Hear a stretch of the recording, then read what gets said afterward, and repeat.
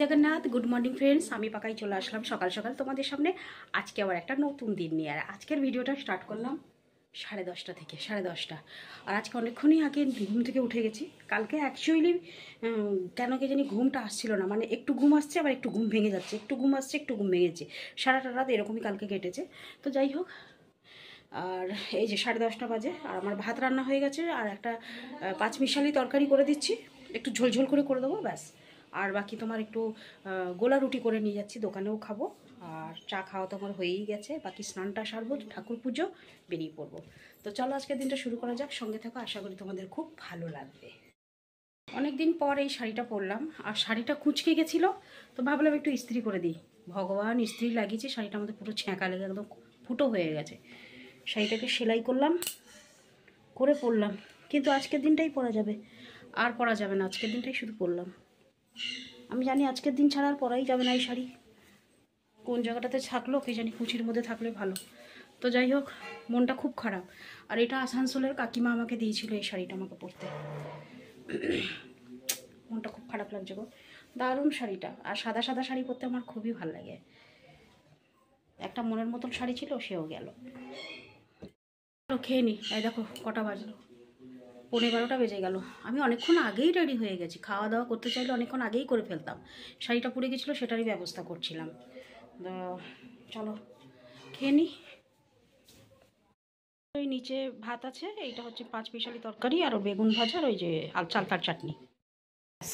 খেয়ে নিয়ে বেরিয়ে পড়ছি। তো ফ্রেন্ডস, হয়ে গেলাম রেডি একদম, এবার বেরিয়ে পড়বো। কাটাই এখন 12টা বাজে, অবশ্য হাতেও সময় আছে।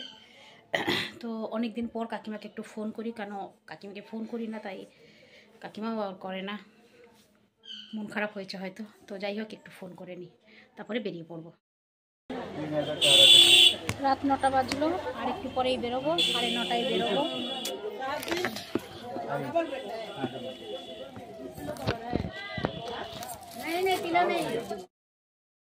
তো ফ্রেন্ডস, বেরিয়ে পড়লাম দোকান থেকে বেরিয়ে পড়লাম, যাচ্ছি এখন বাড়ি। প্রচণ্ড ঠান্ডা লাগছে।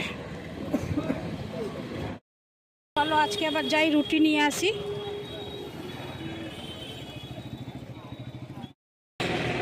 তো চলে আসলাম যেখান থেকে রুটি নিই, কিন্তু আজ রুটি নেবো না এখান থেকে, মানে এখান থেকে তরকারি নেবো না, তরকারি ঘরে আছে, আমি তো রুটি নিয়ে চলে এসেছি। উফ, এই দোকানটা সবসময় ভিড়। ঠান্ডা ঠান্ডা ঠান্ডা, ও খুব ঠান্ডা লাগছে গো, প্রচণ্ড ঠান্ডা লাগছে। চলো একদম বাড়ি চলে আসলাম, আমাদের মোড়ের মাথায়। সোজাটা হচ্ছে মন্দিরের রাস্তা, আর আমি এদিকে বেঁকা হবো। এই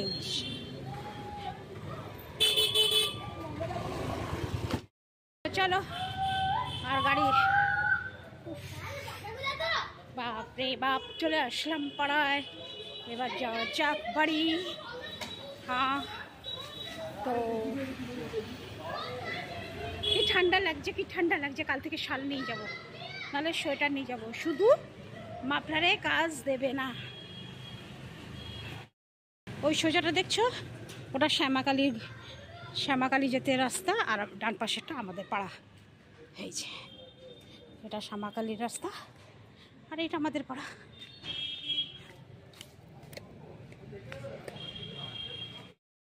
চলো তাহলে বাড়িতে ঢুকি, তারপরে তোমাদের সঙ্গে কথা বলছি।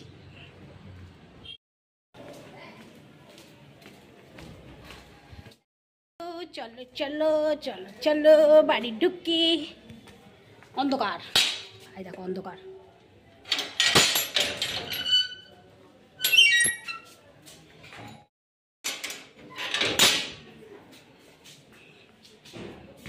বাপরে বাপ, অন্ধকার।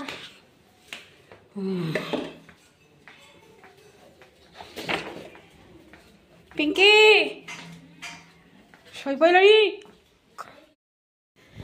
উফ, তো ফ্রেন্ড চলে আসলাম বাড়ি। এবার জামা কাপড় চেঞ্জ করি, তারপরে আবার ফিরে আসছি তোমাদের সামনে। এত শখের শাড়িটা আজকে গেল পুড়ে, আর পরা যাবে না। খুব ভাল লাগে আমার এই সাদা শাড়িটা পরতে, আর সাদা শাড়িটা আমার খুব পছন্দের।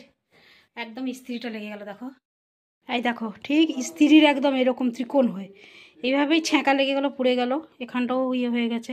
আমি জাস্ট খালি সুতো এলোমেলো করে দিয়ে দোকান গেছিলাম।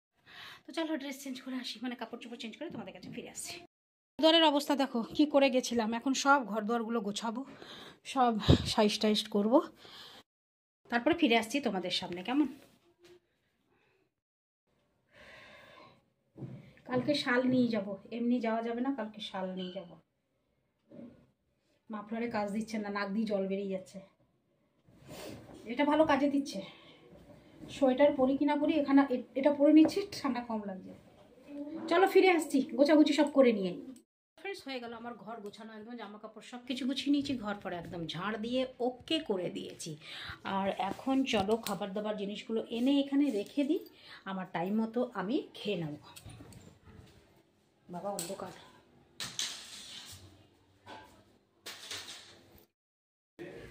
তো চলো, বাইরের লাইটটা না কীরকম যেন হয়ে যাচ্ছে। কালকে ভালো জ্বলছিল, কিন্তু আজকে আবার ভালো জ্বলছে না, কেমন যেন নিভে নিভে যাওয়ার মতন জ্বলছে। তো যাই হোক ফ্রেন্ডস, তো সব কাজ তো শেষ করে দিলাম। আর এখন বলার কথা হচ্ছে কি বলো তো, আজকে দোকানে সত্যি ভিডিও করতে পারলাম না, এই কারণেই কাল পারলাম না যে ভীষণ খাটানি গেছে গো, ভীষণ খাটানি। তো চলো, আর সব থেকে ভীষণ মনটা ব্যথা, মানে মনটা খারাপ হয়ে গেল এই শাড়িটার জন্য। আমার শাড়িটা ছিঁড়ে গেল, আয়রন ছাঁকা লেগে গেল। আজ পর্যন্ত আমার জীবনে কোনোদিন আমার কোনো জিনিস এরকম পড়েনি, আজকে পড়লো ফার্স্ট।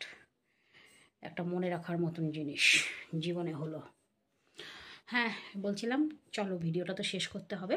আর হ্যাঁ বন্ধুরা, একটা কথা বারবার বলি, সেটা আবার এখন বলছি,